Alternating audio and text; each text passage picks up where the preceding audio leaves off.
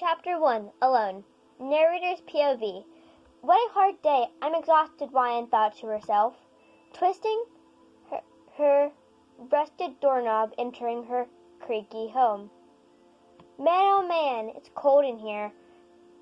Nice, Ryan once again said aloud. Oh no.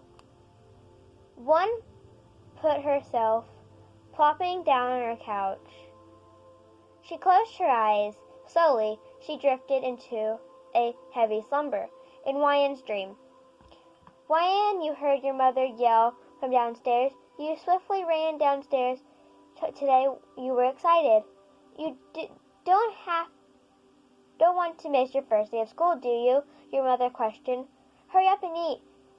You only nodded your head, scarfing down your food. I wonder if my quirk is going manifested this year, you thought to yourself. Quickly, you see a figure of sloth next to you. A figure slouch next to you, your older brother. Ree, aren't you excited for your new school today, you questioned, only getting a large smile and nod. Your older brother, Rin, was always quiet. There would be days you didn't even hear him speak. I guess he saved his talking for his quirk. Voice manifesti. Though today was his first day at the prestigious UA High School. Your family was widely known for huge family of popular heroes. He was going to be one of them. Suddenly, your dream shifted. It faded into a memory that still saddened you. Walking home from school that day, you fell off. All day at school was fun. You made friends, though this walk home.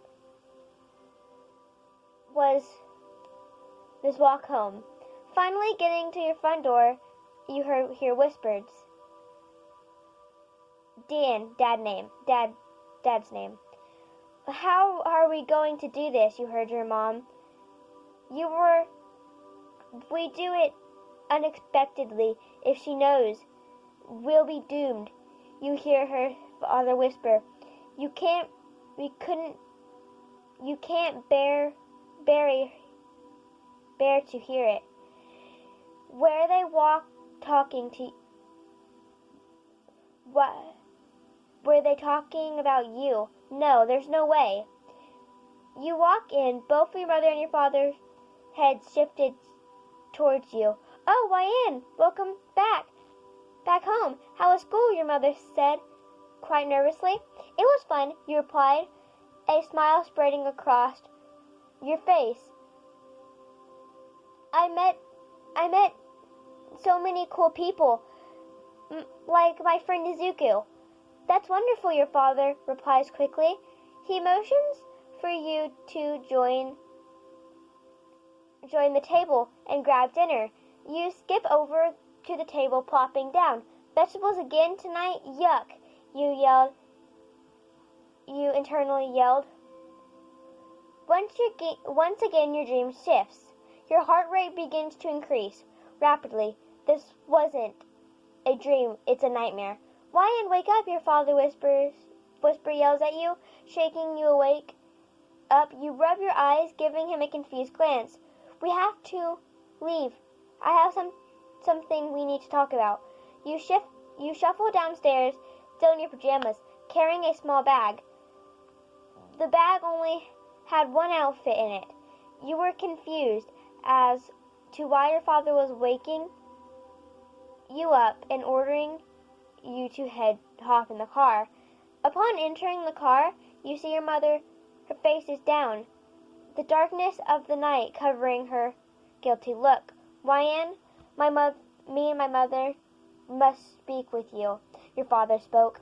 You only nodded as he started the car heading off in an unknown direction. Once the car arrives, you feel a quick shove. He was in the car. Why did you push me? You spun around only to see the car door had slammed in your face, and the car speed off. Looking around, you were in the woods, alone. Little did your younger self know, it would be like this for years to come. In dream. Why in POV. By the time I jumped up, sunlight was peeking through the creaks of my favorite color curtains. Must have fell asleep on the couch, I said aloud, though the only permanent thought running through my mind was, I'm all alone.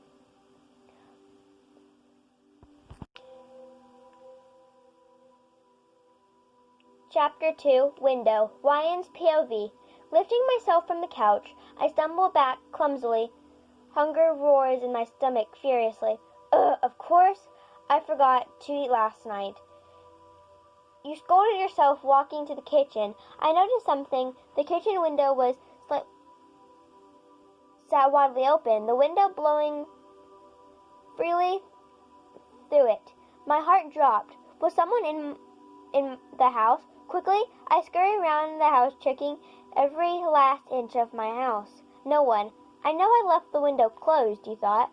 Whatever was going on, you were worried. You already weak from yesterday's work. You couldn't ruin your saved energy from some lousy thief.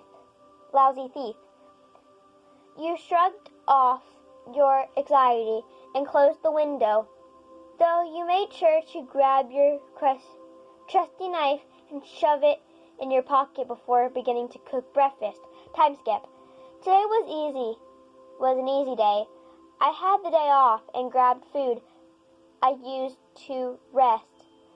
Rest of the breakfast this morning. Walking up to the small grocery store, I noticed something from the corner of my eye. Two figures staring at me. I shrugged it off and entered the store. Hi, welcome to this whatever store. I'm in. If you need any help, feel free to come see me, a girl spoke. I only nodded. Time skip. Walking home from the store, the two figures were staring at me. Before seemed to have gone away. I assumed they were some villains who had heard rumors about me. I'm not an especially known villain, but I do have some following through. Most of my following were weakling who just wanted to be widely known. Entering the house, I felt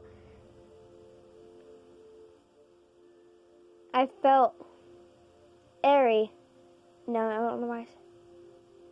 Ernie. I shifted my head to the kitchen, the window. It's open again. Once again, my heart sank. I ran up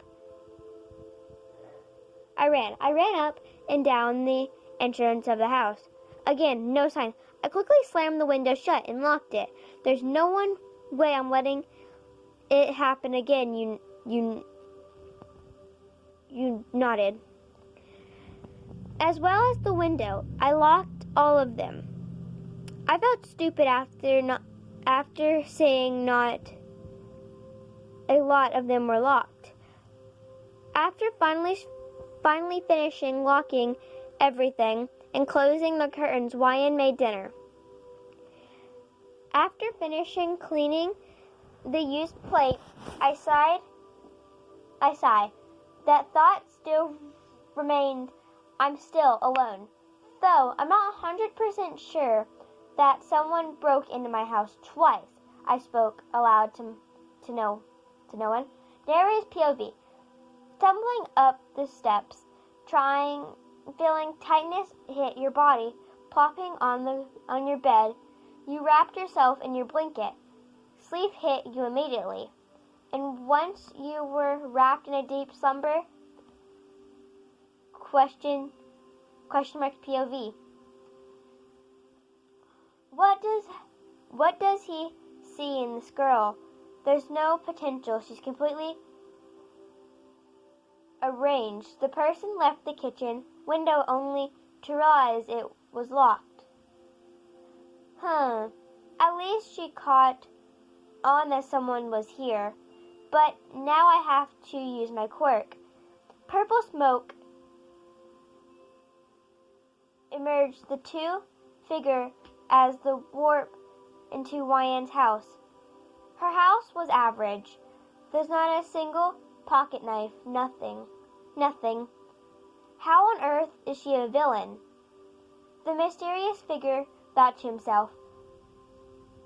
I crept to her room only to see her asleep. She rolled over.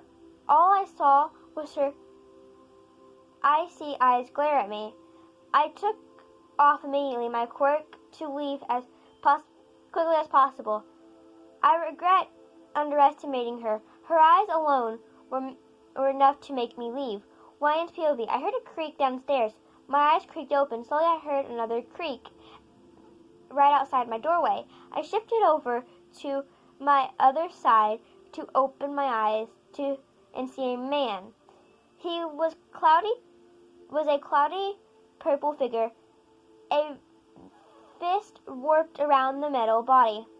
His eyes. I wouldn't even call them eyes. I glared at him. He ran. I decided not to chase after him, though he had some nerve creeping on me. He seemed scared. I already too weak to using my quirk. Wargio fever 2 days ago. I don't want to get push it. Only when I need it. Slowly I felt my eyes close and as I drifted to sleep. Sure this thing wouldn't come back. Okay, so that is the end of this chapter, but I'm going to read what your quirk is about because, yeah. Your quirk is called Wargio fever. Wargio fever is believed to be a real thing in the real world. Okay. When you activate your quirk, you yourself will change. Your body will start to morph.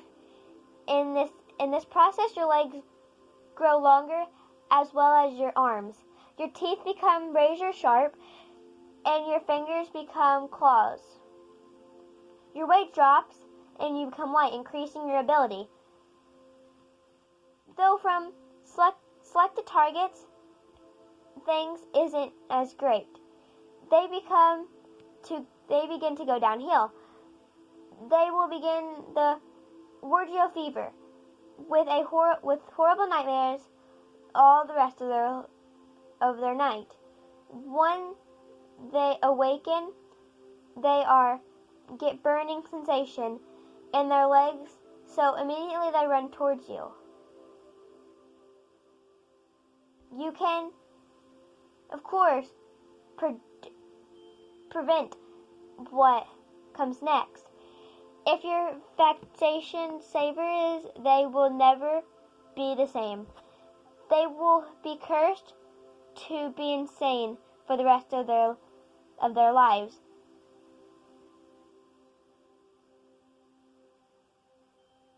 But it has a weakness. Depending on how many people it affects, the reader can grow weak. Becoming weak, it'll stop from finishing the work.